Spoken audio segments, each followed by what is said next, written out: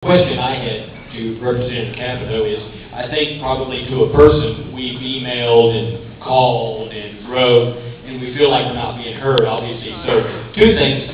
You mentioned that it did make a difference to you. Does it make a difference? Should we continue that? And please tell us what else that we can do that's going to be effective. Yes, it definitely makes a difference. There's no question it makes a difference.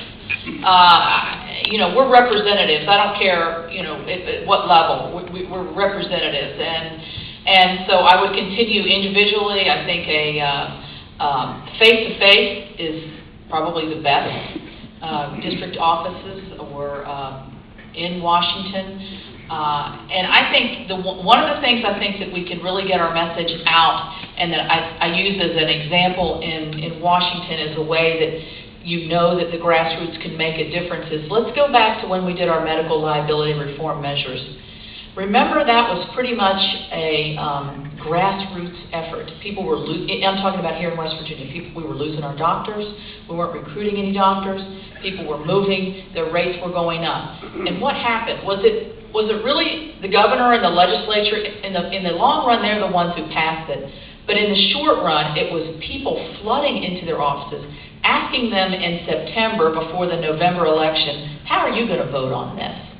And so I think that to me shows that the grassroots really makes a huge difference. So spread the word to your neighbors. And I think, I'll tell you one thing that's not as effective that we get a lot in our offices is like a blanket email where all you have to do is sign your name.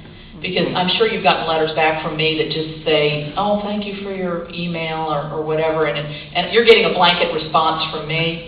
If you can write handwritten letters, if you can send pictures, if you can talk like this young lady here talked about how she's a young mother, her husband's working in the coal industry and she's feeling like she's really under fire here for job loss. I mean, personal stories make a difference.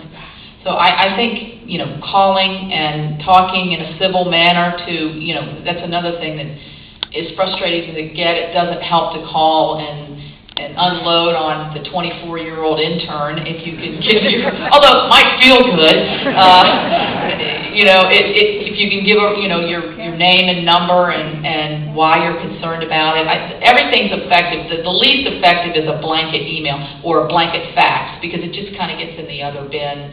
And then personal stories I would recommend.